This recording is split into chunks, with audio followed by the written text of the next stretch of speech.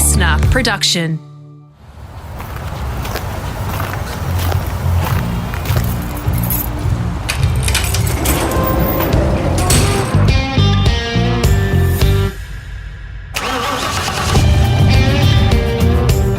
G'day, it's Rusty here, getting ready for the second lap of my podcast with stuntman and racer Matt Mingay.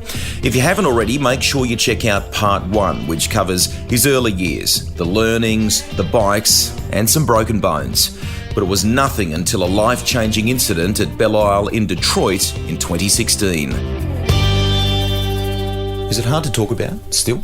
No, not at all. No, I don't find a problem talking about it. I suppose the hardest time I have troubles dealing with ever, I don't have a problem dealing with one little bit, except for one of my little boys involved. Yeah. And when he's subject to my little boy dealing with it and dealing with how sad he was and how upset he was about it, and that hits home to me. It hurts me. That becomes real then? Yeah, it hits home.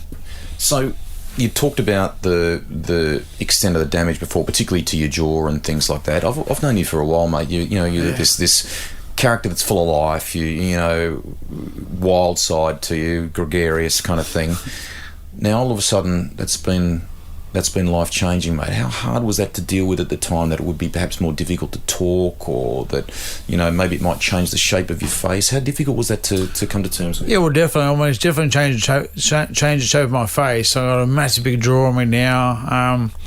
I've got a thing called dysarthria. Mm-hmm. So not only have my teeth that go missing on my mouth, that's why I have a speech impediment, but I think called dysarthria, which is because of my brain injury, is affecting my right hand side of my body. So my right hand side of my tongue is a bit numb. That's why I talk weird. Mm-hmm. So yeah, it certainly was a setback. My hardest thing was for me to deal was the people around me. My wife especially, she went through hell and back, virtually looking after me the whole time, and my little boy, and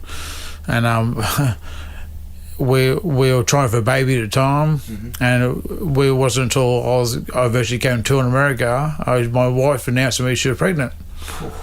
And because of all the stress, we lost that baby. So it was, as you can imagine, that was pretty hard as well. Very. Yeah. So since then we've had a beautiful little girl. Zali, middle name Danger. Is that right? How fitting. I know, she's is she daddy's girl not to go anywhere near motorbikes, or what's that like? No, she for her first birthday she got PV50. And she's the most daring, courageous little no-fear little girl I've ever met, and it's kind of scary. Wonderful support from your wife, mate. That must have been enormously hard for her to see you. Yeah, it was absolutely. I think about it every now and again. Even when she talks about it, she tries not to talk about it too much to me because she knows it's upsetting to me to know what she's been through. But the support from her has been crazy, unbelievable. Your mum and dad were horrified at the thought of you doing stunts. Now you've had this big incident. Did you think at some point, that's it, I can't do this anymore, or were you still as determined as ever to come back from this? Oh, never ever have a doubt in my mind that I was going to come back to it. Not a doubt in the world. I remember I was in hospital for 13 weeks and I was home for 2 weeks, and I was getting my Harley stunt bike ready and putting it back in my car, and my wife goes, "What are you doing?" So I'm going for a ride. She says, "You can't." I'm like, "It says who?" She says, you can't physically do it." I said, "Well, watch me do it, and then you just tell me I can't do it." And she had to come and watch me practice 2 weeks after, and sure enough, I did crash. So it wasn't a good books by no means. But yeah, it's I said to a lot of people when they said, "What are you gonna do now?" I'm like, "What do you mean what am I going to do now? What, am I going to work at Macca's or work at Bunnings or something? Are you joking me? I'm going to keep doing what I do. I'm going to do it better than I ever have, and faster and crazy than I ever have." Well, that's what I do. It's what I do for a living, and I love it. I love my fans. I love the passion of my fans. I'll never let them down for long as I live. So it's been good tonic then, has it? Yeah, well, it has. It has. My fan base has grown a hell of a lot, and I never let anyone down ever. I try not to. I train my butt off, try and keep fit, do what I do, and yeah, it's working well for me. How good was that sensation to either get back on the bike or to get behind the wheel again? How good that feel? Yeah, it was good. It was very hard. It wasn't just hop on the back of the bike, back in the swing of things again. I virtually had to learn a lot of things over again. And at the time, my disability was my right hand side's down. Yes. That's why I got a permanent limp now, and so trying to do throttle control and stuff like that is pretty hard. So was that practice again? You just had to go and practice, relearn? Yeah, absolutely. I had to practice like every day for like 2-3 months. So I crashed in June, and my first show back was Adelaide 500 in March. That's nuts. Less than a year. Yeah, I was on 6 months. Yeah, 6 months, and for about 4 of those months, I was train. There's no way I was going to come here and watch a show, and there's no way I was going to let my fans down, and there's no way I was going to crash either. I thought, if I crash, I'll be the biggest dickhead in the world. What was more satisfying? Was it because you'd grown up on two wheels, but there's still a lot of four-wheel element? Now, obviously, the crash had been in a truck, in a stadium super truck. So, was it just satisfying to get back on the bike again? What was the one that is sort of? It's funny you mention that, because my age, I've been steering towards the car over the bike, thinking, I'm going to retire with the bike, going to get off the bike, So I got a saying, a theory in life: with age comes a cage. Okay. What a load of shit that is. What a load of crap that is. I've had totally my biggest life-threatening crash was in a car. Yeah. You know, go figure. Yeah. So, the reaction from the sport when you came back, the constituents that you know here in the paddock, got lots of friends here. What was that like? It was hard. I was more so trying to convince them I was back, because most people who saw me going, "Oh, when are you back?" I'm like, "I'm back." "No, when are you riding again?" I'm like, "I'm riding." "Oh, so when are you doing stunts again?" I'm freaking doing my stunts now. So people couldn't believe I was back. After seeing all the reports and reading all the reports and how I was, a pretty bad way, they couldn't believe I was back on target to do what I do. So when people have a brain injury, they often talk about, sometimes it might change your personality, or it might. Are there things like that it's changed? I mean, you've talked about the physical stuff, but what about the either personality or emotional stuff? Not really. I take life a hell of a lot more granted. Do you? Yeah. I love my family twice as much as I did before, and I make sure my family comes first. Simple as that. No ifs or buts. More so just take life for granted a bit better. Now, like Mad Mike, who we brought up before, whose son looks like following in his footsteps. Your young bloke looks like doing what Dad's into. How's all that? Oh, well, he's lived up to his name. His name's Maddox, middle name's Evil, like I mentioned before. He's been performing with me for 2.5 years now, and he drives his son bike, his drift car, and his little trophy car, which is a jump truck, and we do quite a few Royal shows together. For example, next weekend is Newcastle Royal show we're doing. Me and him in both our trucks. We got two big steel ramps, and we have shootouts, and it's best of 3 races. Yeah. And that little bugger flogs his dad. And the only way I could beat him is if I cheat. And the crowd can see that. And because he's on a little, anyone knows it's a trophy car, it's a little miniature trophy truck, like a super truck miniature, with a little 450 dirt bike engine. Yep. And because it's so light and small, it goes like stink. Yep. And because I got a big truck and a little tiny air, it's only about 150 metres, so I'm lucky to get in the second gear. So he flogs me, and boy does he rub it in my face. So, oh yeah, he's a true Mingay. Is there an element of give and take? Okay, you got to do your homework first before you go out and play. What's that like? No, because I'm separated from his mum. When he comes to Dad's house, it's playtime. Is it? As you and I sit here, it's a fantastic element to the a positive bookend to the story you've just recounted about the injury and about the crash. You are back here in Adelaide racing a stadium truck for the first time. How does that feel? What it's day one of having got behind the wheel of it again? What are the emotions from all that? Yeah, certainly a tough one. I've been doing it for 23 years, like I mentioned, and I don't get nervous anymore. I mean, what I do for a living, I actually love what I do. I don't get nervous. I have a bit of fun out there, whether it be on my Harley Sunbike or my Camaro drift car or my truck doing shows. It's just great fun. I don't get nervous. But today racing, practicing for the first time at SSC, I was nervous. My brother's here, and he goes, I can tell you're nervous. I am. He goes, I've never seen this side of you before. I said, I know, right? So I got my first session over and done with and took a huge weight off my shoulders, a big sigh of relief. And my next session, I did heaps better, a couple of seconds faster, and I was on my second session, so... Like it was a big sigh of relief just to get out of the way, and my biggest problem so far is getting my CAMS license back. CAMS has been absolutely thorough with what they do, and props to them, because they could have been a veggie and they could have given it back, could have been their fault. So what test they put me through has been so in depth, so rigorous, crazy. Like I had to do a medical test, I had to do a CT brain scan, an MRI brain scan. And the hardest one I had to do a psychological brain test, which goes for 6 hours. But hats off to them for what they've done. That in itself must make it even more rewarding to get behind the wheel of that truck. It's blue and yellow colours, Hot Wheels backing. It's unmistakably you, mate.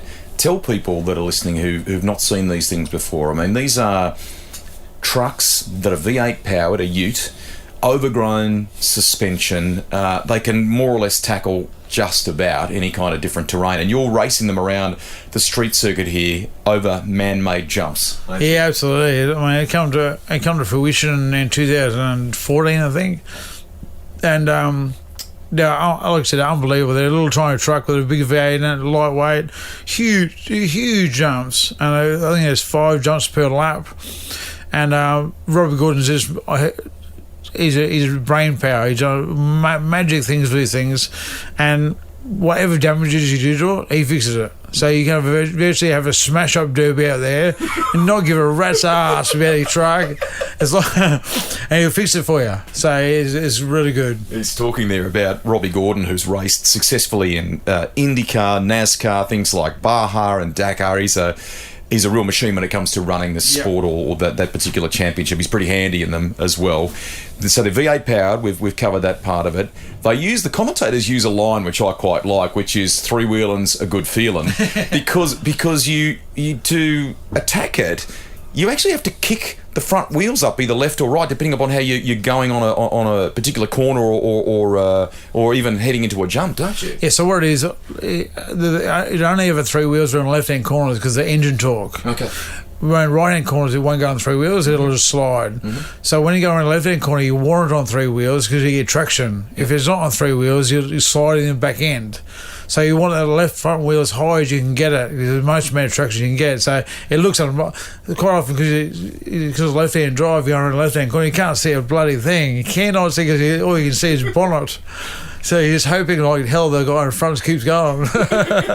You may not remember this. Troy Bayliss used to run an event at Taree in sort of mid-north coast of New South Wales. It was for dirt bike racing, and one particular year you took a truck there and you were doing some demo stuff, and you threw me a helmet. You said, come for a lap, come for a ride. It's the only time I've ever been in a car that's launched or jumped something. I still cannot get over to this day the sensation. What I want you to try and tell the people listening to the podcast is what happens here, because there's an element of lining it up for the jump, gassing it at a certain point. You even, correct me if I'm wrong, you even give it a bit of a rev mid-air, don't you, like a motocross bike and things like that, do you? No, it's not really, no. You just you have to make sure your power's on up the ramp. It doesn't matter if you're going too fast for the ramp or not, you have to power up because the back wheels gives it power to lift the front end up. If it doesn't do that, it'll nosedive big time. Yep. And the faster you go, the more it'll nosedive. So, yeah, I mean... Well, I think we were clocked at 150 k's now, hitting the ramps, so it's pretty fast. So pretty in depth. If it lands wrong, you know about it. Do Robbie and his team go through a thing where they go, okay, we need the ramp set at this height, they've got to be placed in this spot, and there's an element of, I mean, they've been here to Adelaide before, so I'm sure a lot of it comes with that prior experience, but it's also their experience with the category and the cars and what they need to do, isn't it? Not really, no, not at all. The ramps all are set height, kind of the same height everywhere you go. And nearly every one of the drivers are experienced drivers, so it virtually says the ramps are here, and here. Go for it. See you later. Amazing. Yeah, so on your way. So, like I said, say it's 2 practice sessions. If you haven't got your eye in now, might as well not turn up. Simple as that. Yeah, forget it. Just describe you talked about kicking the left front before and things like that, and how to attack the jump. What are you using when you're in the cockpit in terms of obviously steering, but are there other aspects to the drive? Absolutely. Well, it's a 3-speed auto, so you're virtually using second and third the whole time. Yeah. And you got a hydraulic handbrake. Yeah. So when you go around a corner, if you get a slight bit of understeer, instantly on the hydraulic handbrake, and it digs a back end in, which puts weight on the front wheels. Yeah. So you've actually around every corner you're covering the handbrake. So the second you get understeer, you pull on to lose that understeer. Okay. Quite often you hope you don't get understeer because your heat's faster. Yeah. Obviously. So be always covering the handbrake, so hope for the best. What's the perfect balance? Because circuit racing guys want to try and be smooth and precise, but these things have a lot of attitude, and the way Robbie attacks it sometimes, it's a joy to watch, mate, because it's 180 of what you expect in circuit racing terms in many ways, isn't it? Absolutely. What I love is that I've never raced a car in my life, and I got a wildcard ride in these in 2014. And my very first race, I got 3rd place. So I beat various supercar drivers and ex-Formula 1 drivers and all these American guys that have been experts for years. I was pretty over the moon. So, I've had 2 wins, one in Gold Coast, one in Sydney, and about 4 podiums in my career. So, yeah, I'm pretty impressed with that. I mean, playing with trucks, doing raw shows, does help. Yep. Like I said, doing jumps with you does help. So the jumping aspect, I'm not scared one little bit of the jumping aspect. It's more so the road racing techniques is the hard part for me. Is that right? Yeah. Do you in launching off the jumps, does your body have to remain supple, or do you kind of tense up? How do you go when you attack the jump? You got to make sure your head's on the back of the headrest, because if you're leaning forward, you're going to be anxious about what's going on. Your chin will whack down. Mm-hmm. So virtually every time you do a jump, you put your head straight back and the back of the headrest.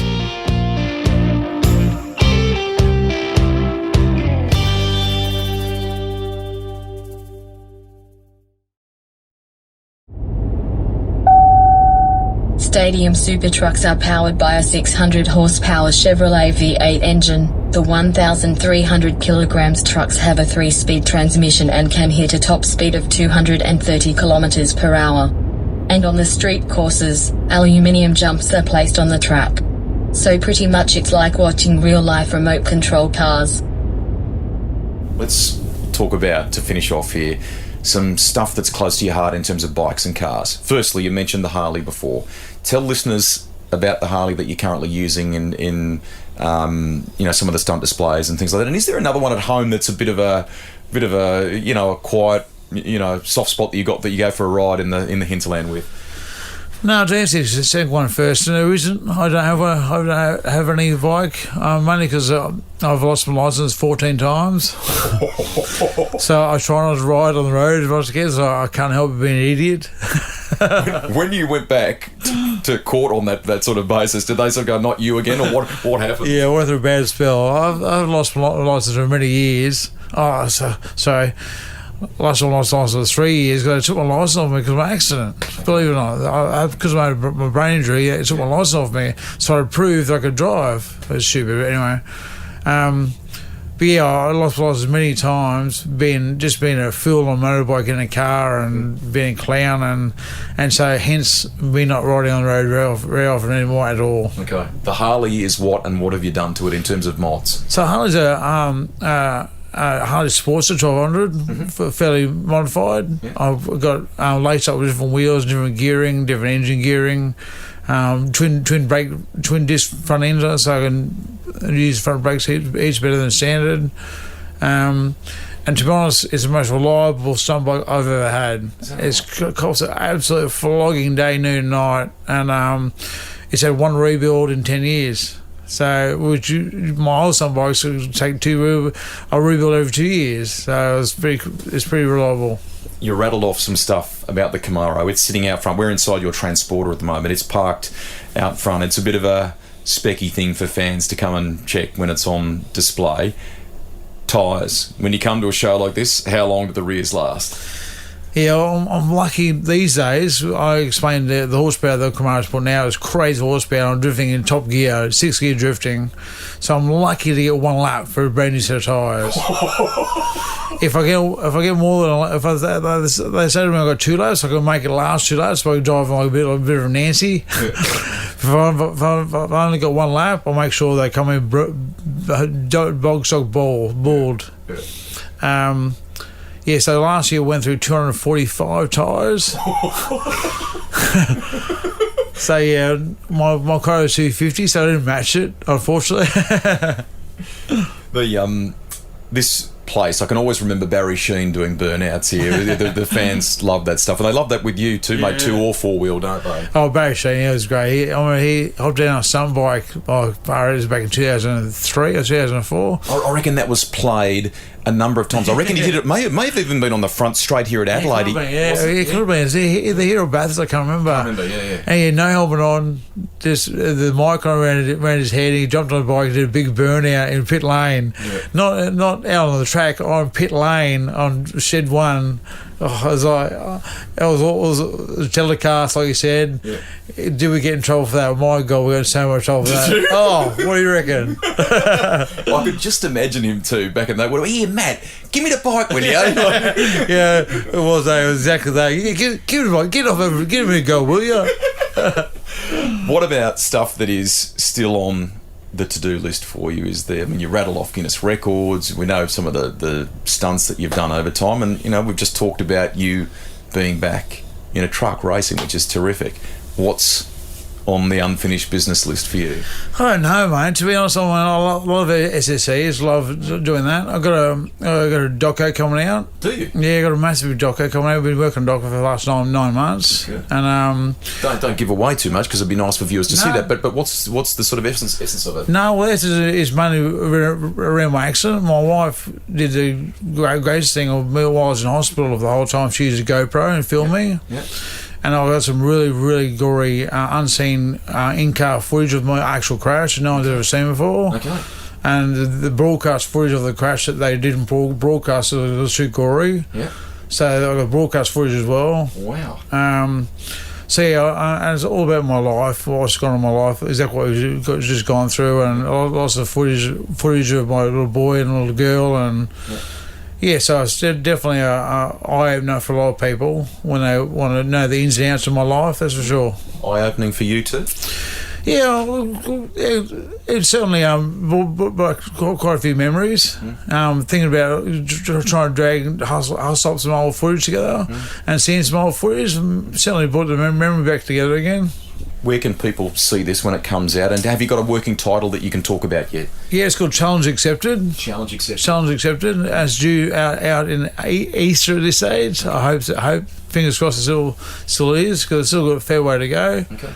We're hoping to get on Netflix, Stan, Amazon, and Virgin Airlines. Good stuff. So keep an eye out for that search at Challenge Accepted. Exactly. We're talking as we record this Easter 2022. Yep. So, is there a bike for you that is dream bike to own? It's like one of those things. Like, hey, one day, maybe when the kids are grown up or something or other, is there one that you would love to have in the garage? Could it be maybe something that takes you back to your youth, one of those first bikes? What would be the Matt Mingay machine that you had to have? To be honest, not really, I've kind of gone off bikes quite a bit over the years. With my age, kind of progressed and it's unfortunately the Harley, I still love riding the Harley for my fans, but it's kind of a job now. Yeah. So I do what I do to keep them happy, and I entertain them beyond belief everywhere I go. Yeah. But, I don't, when I get home, I don't play with bikes. I don't want to play with bikes. I don't have anything to do with them. On average, I do 200 performances per year. between 25 and 30 shows, events per year, every year. So it's people say to me, "Oh, do you want to go for a ride this weekend?" And a weekend off? I'm like, hell no! I don't want to touch a bike on a weekend off. I don't want to go near it. I want to spend it with my family, my little boy, my little girl. Go do something that's not motorcycle motor related. Because it is what it is, I suppose. Is that the life realisation, mate, about that? You talked before about not taking stuff for granted, and so when you are back from a race meeting like this, you do want to be close to the fam and spend that time. I do. I love being close to the family, and by no means I don't do boring stuff. I mean, I always go truck racing with my little boy and bike ride with my little boy, and my little girl ride around on PV, paddock bashing with her. We got 2 Polaris, and she's absolutely addicted to the little Polaris. If she sees a Polaris, a little kid's Polaris, ours our 170s, she goes and shakes the door flat out, looks at you, shaking the door. We're going. Oh, you got to go. If you don't go, you're the meanest out in the world. Is the Camaro the dream car from a stunt point of view, or is there something that you've even learnt from that where you think, man, the next project I want to build this or put this engine, or is there another one of those? No, the Camaro is pretty awesome. It's pretty. It doesn't matter who sees it across the world, are pretty blown away by it. The Alpine Transexual kind of blows everyone away. If anyone gets a chance to have a look underneath it, they're pretty blown away. Running, like I said, running a NASCAR engine as well. There's not many things on the road, on the drift track, can keep up with it. Yeah. So it's pretty cool. Will you slow down? Is there any chance of you slowing down? I hope not. No, I hope not. I love what I do. My wife loves what I do. Well, to an extent. We thoroughly enjoy it. Keeping the fans happy. Our fan base is always growing, and I wouldn't give up for the world. Fantastic. Final one for you.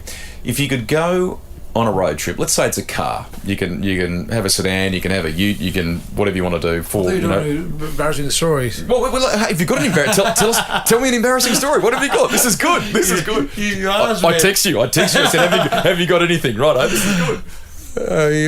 I repeat that. You text me, and I thought to myself, what's the embarrassing story that I haven't told anyone? And I remember one. It was here. In Adelaide? It was in Adelaide, probably about 2005, 2006. Yeah. And I was doing a big burnout on my motorbike, and I fast as hell to about 140 k's down. I lock to lock, and I high-sided it. A high-sided means when the bike goes completely sideways, and I flipped it straight in the back, and I slid for about 50 metres down. And when I stopped sliding, I got on my feet, and I checked all my arms and legs, and I was all in one piece. I was pretty wrapped. And the crowd going berserk, bananas for me. I ran to my bike and I G'd up the crowd. And to make a bit of laughter, I dropped an elbow on like a wrestling move on my bike. Yep. Like a wrestling move. As I dropped on my bike, I felt this pop. I broke my elbow. So you survived? I survived. I dropped my elbow. My elbow hit the edge of the metal tank, and it popped my elbow. Broke my elbow. So I picked the bike up and waved the crowd, going, "Oh God!" Went in and said, I crashed. Broke my elbow crashing. It was the show off of the photo. It was a show off. It wasn't to do with the crash one little bit. If you could go for a road trip, any car, you're like, let's say it's the Camaro, and there's the 4 seats in the Camaro, and you could fill it with any guest you like. Maybe it's someone that maybe inspires you, that you look up to. It could be someone from family. Who would the guests be that you'd go on a road trip with, and why? Oh, crikey's a tough one. On the spot. Have there been heroes for you? I mean, you talked about Evel Knievel, obviously. Yeah, Evel Knievel, obviously he's a given, but obviously he's dead now as well, so... Were you obsessed? Were you watching VHSs and everything? Yeah, I was. I've read his books, 2 books of movies. I got his tattoos on me. I named my kid after him. I got my wedding was in Vegas. My best man told me he pulled out a Evel Knievel race suit. I wear around for the whole night as Evel Knievel. There's one. Let's say he was alive. It'd be cool to have him with you. I love The Rock. The Rock's cool. Yeah, he's got a great attitude towards life, and just he's a very inspiring man. I suppose choosing a superstar, Apart from that, I don't really know. But on the spot there. They're a great combo, though. They're a great combo. Yeah. I mean, the Rock gets up at 4 a.m. and does training. Trains. I mean, I train my butt off all the time, and if I feel like being inspired, I look at his Instagram or Facebook, because he's a pretty inspiring guy. Mate, your story is amazing. Thank you for spending so much time to share it with us. Good luck with the movie. Can't wait to see the doco. That's going to be super cool, and you're an inspiration. The fact that you've come back and kept doing it, you know, for many people that would have been unfathomable, mate, and you're still as passionate about it as, you know, you were before the accident. Well done. Much appreciated, mate. Thank you very much.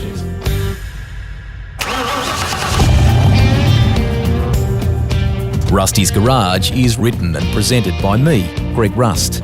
Series producer and editor is Alex Mitchell. Audio production by Darcy Thompson.